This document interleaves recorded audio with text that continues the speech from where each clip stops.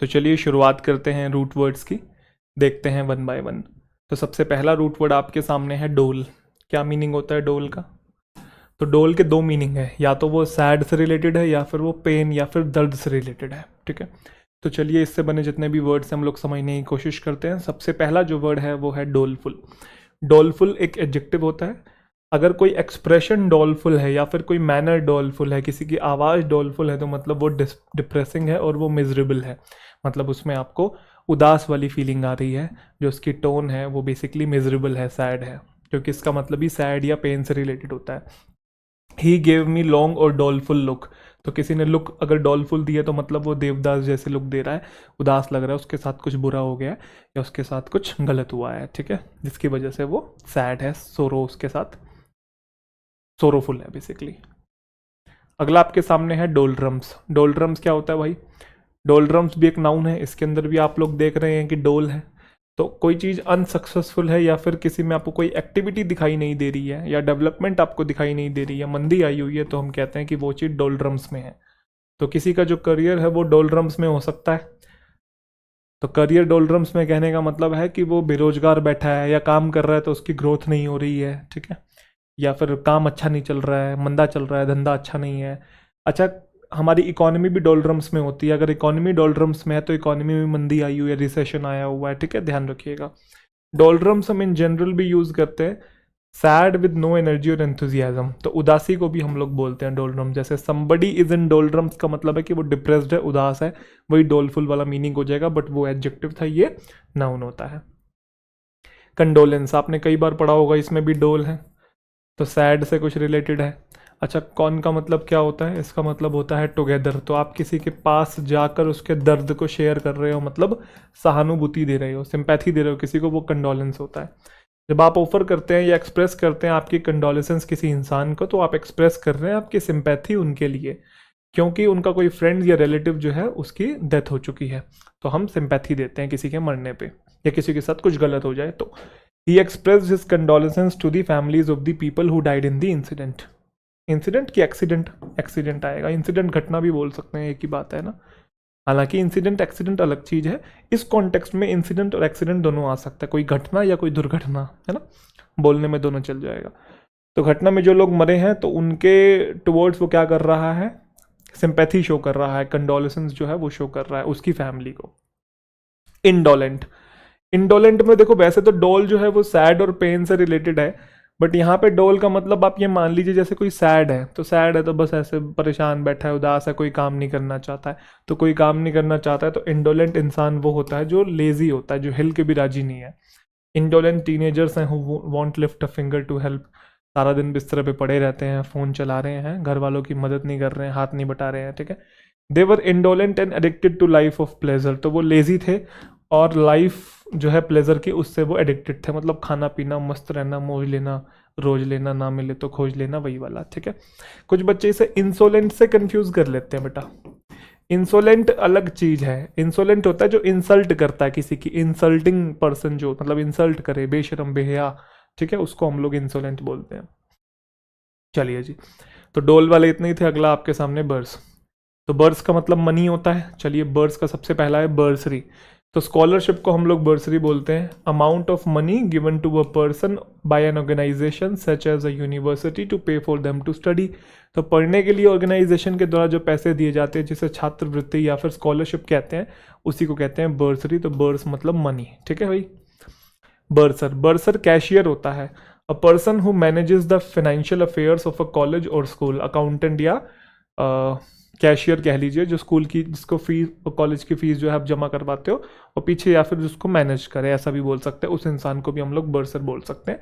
Administration में होता है ये। ठीक है, ये पोस्ट है। रीइम्बर्स। तो री का मतलब होता है दोबारा, ये बात तो आपको पता ही है भाई। बर्स मतलब मनी, तो पैसे दोबारा पे करना, मतलब रिपे। क्या रिपे करना? A person who has spent और लॉस्ट मनी। एग्जाम्पल के तौर पे आप किसी कंपनी में काम करते हो, आप मान लो दिल्ली गुड़गांव साइड रहते हो और जो आपकी कंपनी है वो बैंगलोर में है। तो कंपनी कह रही है कि भाई ऑफिशियल मीटिंग है तो आप दिल्ली से बैंगलोर आ जाओ। तो आपने कहा भाई टिकट का खर्चा कौन देगा, तो कंपनी बोली "तो आप खुद से पे करके आ जाओ, सैलरी के साथ आपको रीइम्बर्स कर देंगे, मतलब जो आपने खर्चा किया था वो आपको दोबारा लौटा देंगे। तो कहने का मतलब है वापस कर देंगे, कंपनी जो है वो रीइम्बर्स कर देगी फॉर योर ट्रैवलिंग एक्सपेंसेस। ठीक है, तो रीइम्बर्स बहुत ज़्यादा कॉमन है, अगर खुद से कोई एक्सपेंस करते हो तो सामने वाला आपको वापस दे देता है। ठीक है, रीइम्बर्स करना। डिसबर्स, अब डिसबर्स में अगर आप ध्यान से देखेंगे, डिस का मतलब है डिस्ट्रीब्यूट, ठीक है जी, और बर्स मतलब मनी होता है। तो डिस्ट्रीब्यूट, अगर कोई बैंक या फिर ऑर्गेनाइजेशन या फिर गवर्नमेंट डिसबर्स करती है मनी को, तो वो ऑफिशियली पे करती है किसी को। तो एक तरीके से आपने किसी को दे दिया, जैसे बजट में आप एलोकेट कर देते हैं कि भाई इस स्टेट को इतना पैसा मिलेगा, उसको इतना मिलेगा, या इस डिपार्टमेंट को इतना मिलेगा, उस डिपार्टमेंट को इतना मिलेगा, डिसबर्स कर दिया। लोन को भी डिसबर्स किया जाता है कि इस पर्सन ने एक्स अमाउंट ऑफ लोन के लिए अप्लाई किया था, तो उसे लोन डिसबर्स कर दिया, मतलब दे दिया। तो बैंक, ऑर्गेनाइजेशन, गवर्नमेंट अगर मनी को डिसबर्स करती है तो वो देती है। तो बैंक ने डिसबर्स किया over $350 million for the project, तो प्रोजेक्ट के लिए इतना पैसा दिया, तो किसी को देना, तो डिस्ट्रीब्यूट मनी, डिसबर्स।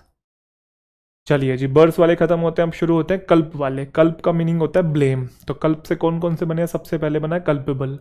तो ये ABL से ध्यान रखना भाई, ये एडजेक्टिव होता है। कल्पेबल का मतलब गुनहगार या फिर दोषी, मतलब जो कि ब्लेम को डिजर्व करता है, मतलब जिसने कुछ गलत काम किया जिसपे आप ब्लेम लगा रहे हैं, या किसी चीज, किसी इंसान को आप रिस्पॉन्सिबल ठहरा रहे हैं किसी बुरे काम के लिए, तो वो भी कल्पेबल है। ठीक है, दोषी है, गुनहगार है। जैसे उसे दोषी माना गया उन सारी चीजों के लिए जो वहां पे हुई थी, तो he was held culpable. Clear है, कल्पेबल होता है एडजेक्टिव।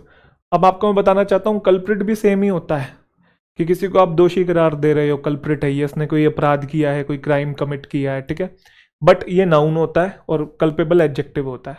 कल्प्रिट नाउन होता है, एक ऐसा इंसान जो कि रिस्पॉन्सिबल है किसी क्राइम और अदर मिसडीड के लिए।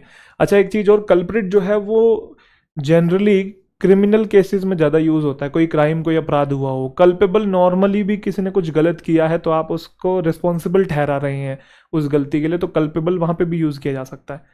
कल्पेबल क्राइम में भी यूज़ किया जा सकता है, बट कल्प्रिट जो है वो जनरली क्राइम में यूज़ होता है, और ये नाउन है, और ये प्लूरल बन सकता है। वो एडजेक्टिव था, ये नाउन है, मीनिंग ऑलमोस्ट सेम है। ठीक है, पुलिस ने सो फार क्या किया है, फेल हो गया है, कल्प्रिट्स को ढूंढ नहीं पाए हैं, दोषियों को ढूंढ नहीं पाए हैं। एस लगाया पड़ा है ना, दा भी है, तो आपका क्या है बेटा यहाँ पे, ये नाउन है। चले जी, इनकल्पेट। इनकल्पेट एक वर्ब होती है, इसके दो मीनिंग है। पहला तो किसी को एक्यूज करना है, किसी को ब्लेम करना, ये वर्ब है। कल्पेबल एडजेक्टिव है, कल्प्रिट नाउन है, इनकल्पेट, ठीक है, कल्प है ना इसमें भी, तो दोष या दोषी से रिलेटेड है, तो किसी को दोषी ठहराना। उसने खुद को तो ब्लेम किया ही, बट ऑल्सो खुद की फियोन्से को भी इनकल्पेट किया, मतलब उस पर भी आरोप लगाया, एक्यूज किया। इनकल्पेट का एक मीनिंग और होता है किसी को इनक्रिमिनेट करना, मतलब किसी को फंसाना, अभियोग लगाना। जैसे someone place the pistol in your room in order to inculpate you, तो तुम्हारे रूम में किसी ने पिस्टल रख दिया तुम्हें फंसाने के लिए, तुम्हें दोषी ठहराने के लिए, तो किसी और के द्वारा तुम्हें जबरदस्ती दोषी ठहराया जा रहा है, तो वो इनकल्पेट है। ऐसा मूवीज में नहीं दिखाया जाता कि भाई क्रिमिनल को किसी चीज़ से, इलीगल चीज़ से, इलीगल ड्रग्स हैं या इलीगल गन्स वगैरह उससे बचना है, तो वो नॉर्मल किसी पर्सन के बैग में डाल देते हैं ताकि एयरपोर्ट से वो बच के निकल जाए, और फिर बाद में उसको फिर ढूंढते रहते हैं, कहाँ है मेरा सामान, कहाँ है, वो लेके भाग गया। वो पूरी मूवी इसी कॉन्सेप्ट पे बन जाती है काफ़ी सारी, तो है ना। इनकल्पेट। एक्सकल्पेट, एक्स, एक्स हमारी ज़िंदगी से आउट हो चुकी है, एक्स का मतलब बाहर, कल्प मतलब ब्लेम, तो आप ब्लेम से फ्री हो गए हैं, फ्री फ्रॉम ब्लेम, दोषी मुक्त हो गए हैं आप, निर्दोष हो गए हैं, दोषी दोषी मुक्त हो गए हैं ना, हाँ मुक्त बोला है। विंडिकेट हो गए हैं, विन द केस पढ़ा है ना हमने, एक्सोनरेट हो गए हैं, एब्जॉल्व हो गए हैं। ठीक है, तो निर्दोषी ठहरा दिया आप, इनोसेंट है किसी क्राइम को लेके, गिल्टी नहीं है। पायलट जो एयरक्राफ्ट का, वो श्योरली एक्सकल्पेट हो जाएगा जब सारे फैक्ट्स सबके सामने आएंगे, तो वो मतलब बाइज्जत बरी हो जाएगा। चलिए जी, कल्प वाले खत्म होते हैं, अब आते हैं पैन वाले पे। तो पैन में सबसे पहले है पेनीसिया। पैन का मतलब होता है ऑल, तो ध्यान रखिएगा। तो पेनीसिया एक ऐसी चीज होती है जिसको हम कहते हैं सभी बीमारियों का एक ही इलाज, रामबाण। जैसे हमारे घर वाले ऐसे करते हैं, मम्मी खास तौर पे करती है। आप मम्मी को बोल रहे हो कि मम्मी सिर में दर्द हो रहा है, अरे इस फोन को फेंक दे। आपने बोला मम्मी पेट में दर्द हो रहा है, अरे इस फोन को फेंक दे। आपने बोला मम्मी घुटने में दर्द हो रहा है, अरे इस फोन को फेंक दे। हर चीज का एक ही इलाज है, पेनीसिया। ठीक है भाई, नाउन होता है पेनीसिया, सॉल्यूशन है, रेमेडी है, सभी डिफिकल्टीज के लिए एक ही सॉल्यूशन, रामबाण। टेक्नोलॉजी जो है वो सभी प्रॉब्लम्स का पेनिसिया नहीं है भाई, हर चीज़ का समाधान टेक्नोलॉजी नहीं है। हमारी प्रॉब्लम्स के और भी काफ़ी सारे सोल्यूशन हैं जिस पे हम बात नहीं करते हैं, टेक्नोलॉजी में ही हम लोग सोल्यूशन ढूंढते रहते हैं।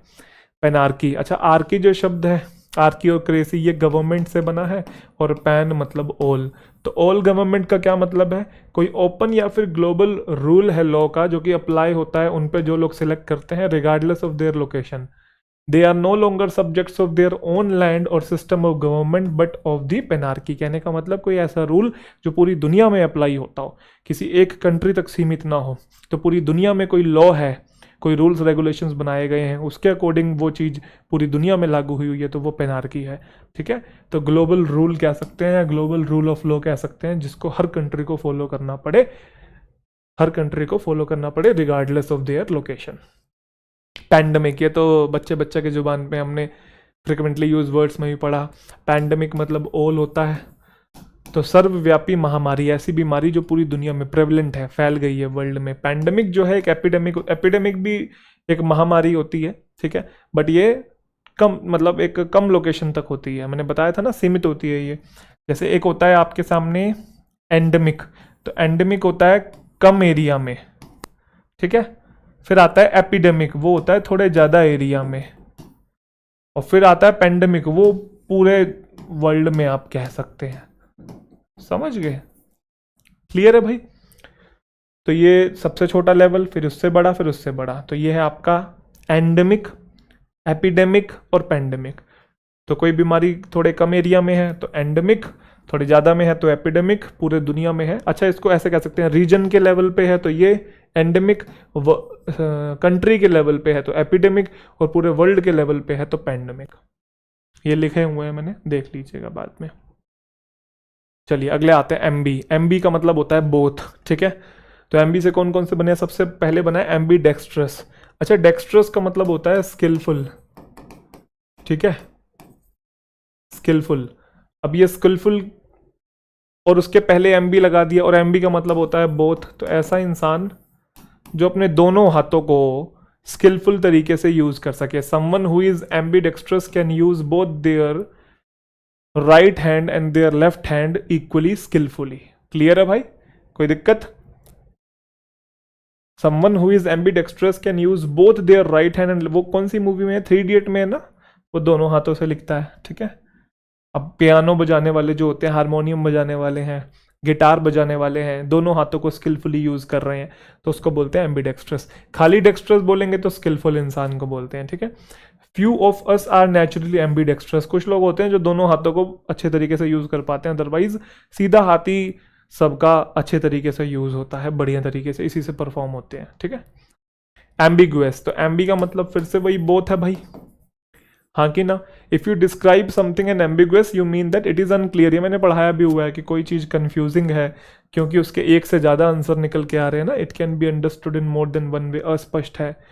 मेरे क्वेश्चन का जो रिप्लाई था वो एम्बिगुअस था, ठीक है। जो वर्डिंग है एग्रीमेंट की वो एम्बिगुअस है, ये मैं समझा चुका हूँ फ्रिक्वेंटली यूज वर्ड्स में, तो आपको ध्यान होगा वैसे, तो इसको यहीं रखिए इतना। एम्बिवेलेंट सीखेंगे, इसका मतलब भी यही होता है, feeling two different things about someone और something at the same time, मतलब आपको कन्फ्यूजन हो रही है कि ये करूं कि वो करूं। एम्बिगुअस और एम्बिवेलेंट ऑलमोस्ट सेम है, ठीक है। She remained ambivalent about her marriage, तो शादी करूं कि ना करूं, तो 2 डिफरेंट फीलिंग्स अगर आपको आ रही हैं, आप कंफ्यूज हैं, चीजें क्लियर नहीं है, अस्पष्ट हैं, तो आप एम्बिवेलेंट हैं, ठीक है।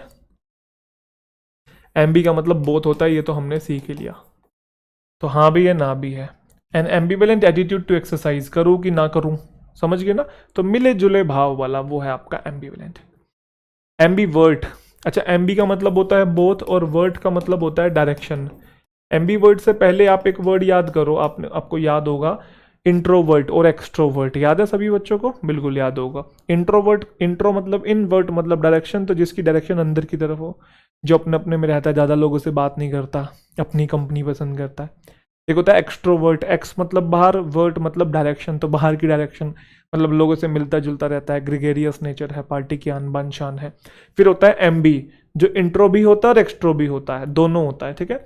A person who has features of both an introvert, introvert के भी फीचर्स हैं और एक्सट्रोवर्ट के भी फीचर्स हैं।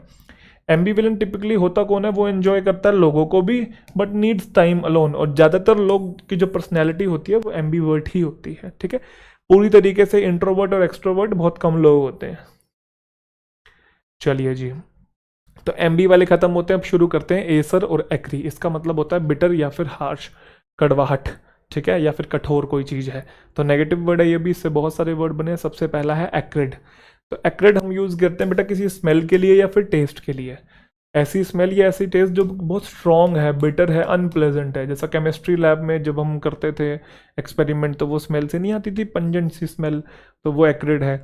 या फिर टेस्ट कोई मतलब बहुत ज़्यादा तीखा है, बहुत ज़्यादा कड़वा है, ऐसा कह सकते हैं, तो वो भी एक्रिड है, ठीक है।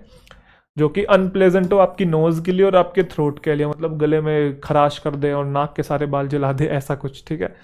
क्लाउड जो है एक्रिड स्मोक, धुआं हो सकता है, ठीक है, जो बिल्कुल आपके नाक में ऐसे पड़ रहा है तो सर में दर्द कर दिया उसने, तो वो बिल्डिंग से आ रहा है, एक्रिड स्मोक, मतलब बहुत गंदा। एक्रीमनी, ये हमने पढ़ा हुआ है। एक्रीमनी बोलते हैं हॉस्टिलिटी को। ये बिटर और एंग्री वर्ड्स होते हैं, फिर क्वेरल हो गया, लड़ाई झगड़ा हो गया ना एक दूसरे के बीच में, एक्रीमनी है, ठीक है, हॉस्टिलिटी है। The council's first meeting ended in acrimony, तो लड़ाई होगी पहली मीटिंग में ही। पीस टॉक करने गए थे, डिस्कशन करने गए थे, नेगोशिएशन करने गए थे, बट लड़बड़ बैठे वहां पे, ठीक है भाई, एक्रीमनी। अगला है एक्सेसरबेट। तो अब यहाँ पे आप ये मत सोचना एक्स का मतलब आउट है। जितने भी रूट वर्ड्स हैं, माना कि रूट वर्ड्स अप्लाई होते हैं बट 99% जगहों पे होते हैं, 1% जगहों पे, कुछ कुछ जगहों पे वो सेंस नहीं भी आ रहा होता, ठीक है। तो हम 99% भी समझ जाएं तब भी हमारे लिए काम आसान हो जाएगा, क्लियर। तो यहाँ पे एसर है बेसिकली, जो रूट वर्ड है एसर, ठीक है। तो इसका मतलब क्या है कि किसी चीज को बद से बदतर कर देना। इफ समथिंग एक्सेसरबेट, बोलेंगे एक बार, एक्सेसरबेट, एक्सेसरबेट।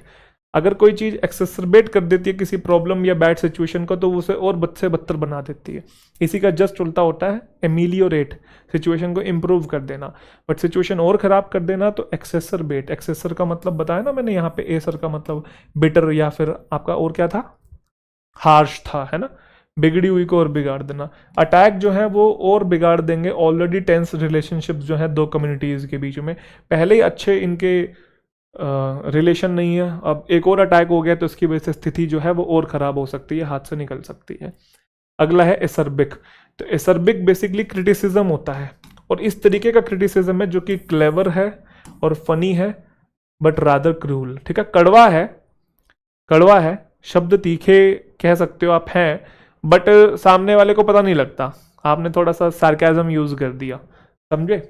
Showing criticism in a way that is clever and funny but rather cruel, तो वही सार्केज्म या ह्यूमर का यूज करके सामने वाले को क्रिटिसाइज कर देना, ठीक है। सटायर का यूज करके, व्यंग्य जिसे हम लोग कहते हैं। क्रूल नहीं होना, सीधा मतलब गालियां नहीं देनी है, क्रिटिसाइज भी कर रहे हो, लहजे में क्रिटिसाइज कर रहे हो और उसको पता भी नहीं लग रहा क्रिटिसाइज कर रहे हो। तो एसर्बिक कमेंट्री हो सकती है, एसर्बिक रिव्यू हो सकता है, कोई रिव्यू दे रहा है और पूरे तमीज में अच्छे तरीके से इंटेलेक्ट का यूज करके फनी तरीके से सामने वाले क्रिटिसाइज कर दिया, पता भी नहीं लगा।